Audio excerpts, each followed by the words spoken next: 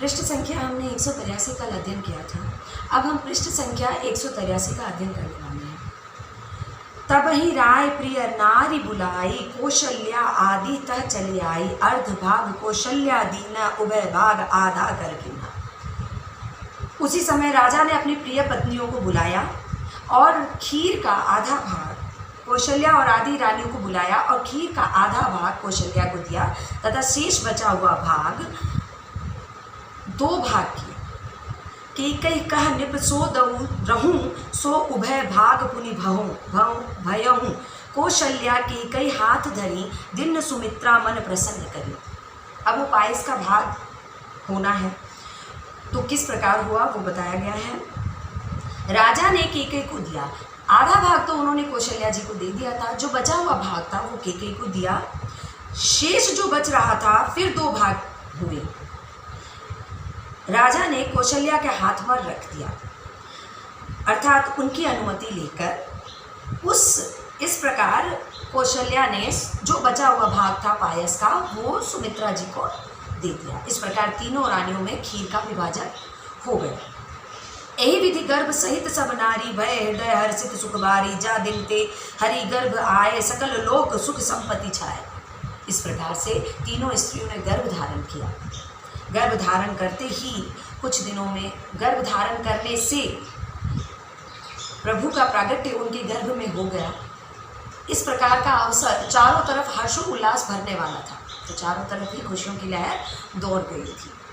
मंदिर मह सब राज हिरानी, शोभाशील तेज की खानी, सुख जुत कचौ काल चली गए, जे प्रभु प्रगट सो अवसर भय। शोभाशील और तेज उन रानियों के चेहरों से निखर रहा था। साधारण स्त्री भी जब माँ बनने का सुख पाती है तो उसके चेहरे पर एक अलग खुशी होती है, ये हम सब स्त्रियां जानती हैं। परंतु यहाँ पर जिन स्त्रियों ने गर्भ धारण किया था वो स्वयं एक देवी का स्वरूप थी और उनके गर्भ में पल रहे शिशु भी देवता थे, और जिसमें कौशल्या, माता कौशल्या के गर्भ में तो साक्षात श्री हरि का वास हो गया था। तो सोचिए उनका जो शील और तेज था वो तो अलग ही होगा। इस प्रकार कुछ समय बीता और प्रभु के प्रकट होने का समय निकट आ गया। दोहा है, जोग लगन ग्रहवार तिथि, सकल भय अनुकूल, चर और अचर हर्ष जुत राम जन्म सुख मूल। जोग लगन वार तिथि, गृहवार तिथि, जोग लगन ग्रहवार तिथि, सकल भय अनुकूल, चर और अचर हर्षजुत राम जन्म सुख मूल। इसमें बताया गया है कि श्री हरि का जन्म होने वाला था, तो किस प्रकार सभी चीजें अपने आप समान हो गई। देखिए, योग लग्न ग्रहवार तिथि सब अनुकूल हो गए, जड़ और चेतन हर्ष से भर गए। श्री राम का जन्म सुख का मूल था, मूल यानी जड़ था। श्री राम का जन्म ही सभी सुखों का मूल है, वो आ गए तो सब सुखी है, सब मंगलमय है। जड़ और चेतन, जड़ यानी होता है जिसमें जीवन ना हो, चेतन जिसमें जीवन हो, अर्थात सभी प्रकार के स्त्री पुरुष जीव जंतु, नदी पर्वत पहाड़ पत्थर कंकड़ सब में ही हर्ष था। जड़ और चेतन दोनों में ही हर्ष था। नवमी तिथि मधुमास पुनीता, शुक्ल पक्ष अभिजीत हरिप्रीता, मध्य दिवस अति शीत न घामा, पावन ला काल लोक विश्रामा पवित्र। अब ये चीज आपको याद रखने की आवश्यकता है। यदि आप सनातनी है तो प्रभु के जन्म का दिवस आपको याद होना अति आवश्यक है। जब आप इस विषय में कभी चर्चा करें तो आप इसका विवरण दे सकते हैं। लिखतम के आगे वक्तम नहीं चलता है, लिखा हुआ है। तो हमारे पास प्रभु राम के जन्म का सब कुछ है, हवा में नहीं बोलते हैं कुछ भी। पवित्र चैत्र का महीना था, पवित्र चैत्र का महीना था। नवी तिथि थी, शुक्ल पक्ष में, और भगवान का प्रिय अभिजीत मुहूर्त भी था। यदि आपको विश्वास ना हो तो आप इस समय के अनुकूल अवध के राजा का पता लगा लीजिए। इस समय उस वहाँ के उस क्षेत्र विशेष के राजा कौन थे। दूध का दूध और पानी का पानी, सब चीज़ का प्रूफ है हमारे पास। कुछ भी ऐसा नहीं है जो हमने बोल दिया और वो चीज़ ना हुई हो, सब लिखित है हमारे पास। तो ऐसा समय था, पवित्र चैत्र का महीना था, नवी तिथि थी, अभिजीत मुहूर्त था उनका और शुक्ल पक्ष था। ना तो ज़्यादा सर्दी थी ना ज़्यादा गर्मी थी और समय दोपहर का था। इस पवित्र समय में, इस पवित्र वेला में लोगों को शांति देने वाले समय था।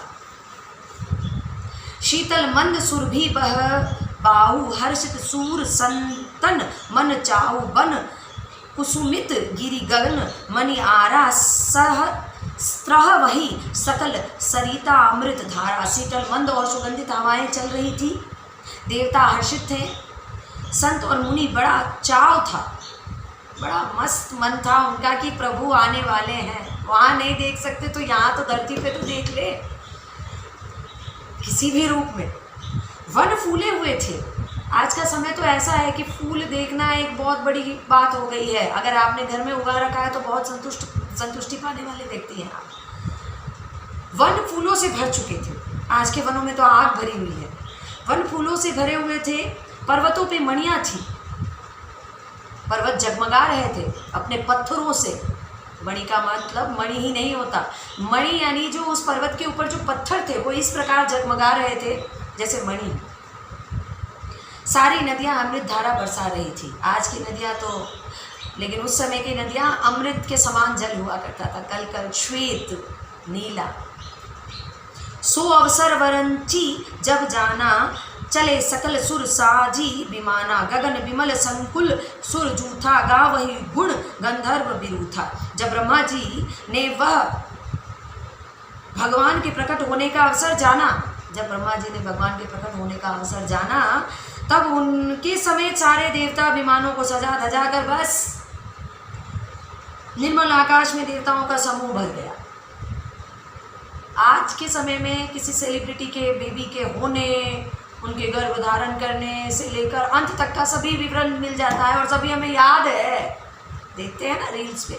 लेकिन नहीं है, सुनिए और धारण कीजिए अंदर। तो प्रभु के जब समय हुआ तो आपके और हमारे जैसे साधारण नहीं, देवताओं के समान, और देवता ही गमन करने लगे, आसमान में भर गए अपने विमानों से। वरसही सुमन सुअंजुलि साजी गह गही गगन दुदुम्बी बाजी, अस्तुति करही नाग मुनि देवा बहु विधि लावहि निज निज सेवा। आपने अंजलि नाम सुना होगा। अंजलि का अर्थ होता है जब हम प्रभु सूर्य नारायण को जल अर्पित करते हैं तो हमारे लिए अंजलि है, इसे अंजलि है। आपके पवित्र जल का होना इसके अंदर, ये इस नाम को इंगित करता है। तो इनमें पुष्प भरकर सभी देवता, नाग, संत प्रभु के लिए बरसा रहे हैं और अपनी सेवाएं दे रहे हैं और उपहार भेंट में दे रहे हैं। सुर समूह विनती करी पहुँचे निज निज धाम, जग निवास प्रभु प्रकट भये अखिल लोक विश्राम। सभी ने अपनी अपनी तरफ से जो भी सेवाएं होती हैं वो प्रभु को अर्पित की, जो उपहार होते हैं वो अर्पित की, अपने भक्ति को अर्पित किया और अपने अपने धाम। समस्त लोगों को शांति देने वाले जगत धार प्रभु का प्राकट्य हुआ, प्रभु ने जन्म लिया। अब ये देख सुनिए, ये छंद सुनिए, बहुत ही प्यारा है। तुलसीदास के मन में पता नहीं क्या था प्रभु के लिए, ऐसी भक्ति कहाँ है आज के समय। सुनिए। भय प्रगट कृपाला दीन दयाला कौशल्या हितकारी, हर्षित महतारी मुनि मनहारी, अद्भुत रूप विचारी, लोचन अभिरामा तनु घन श्यामा, निज अयुध भुजचारी, भूषण वनमाला नयन विशाला, शोभा सिंधु करारी।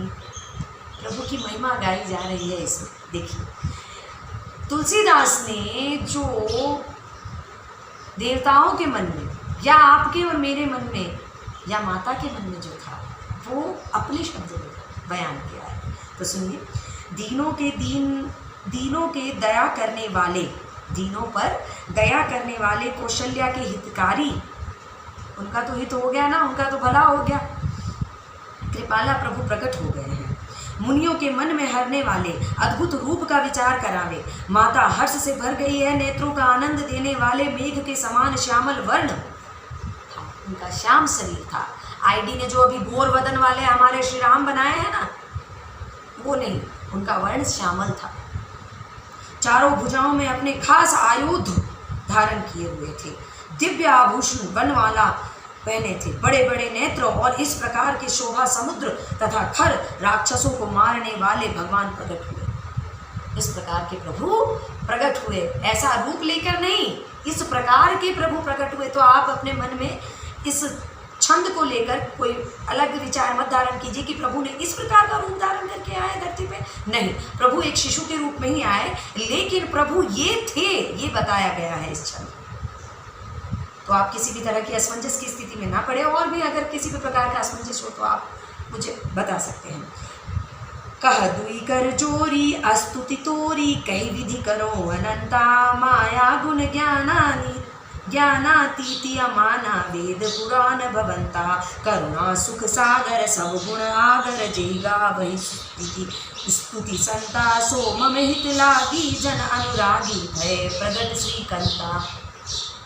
प्रभु के बारे में बताया गया, वर्णन की तो सीमा ही नहीं है। जो मैंने शुरू के प्रश्न छोड़े हैं वो भी कुछ कुछ सारे का मोरल नहीं कहते, मोरल ऑफ द स्टोरी वो है, उसमें भी खाली उनका ही विवरण है, मतलब अंत ही नहीं है इनके विवरण का तो, और इनकी बड़ाई का तो युग लग जाएंगे, लेकिन तो भी कुछ शब्दों में तुलसीदास जी ने समेटा है और उन्हीं को मैं आपके समक्ष रख रही हूँ।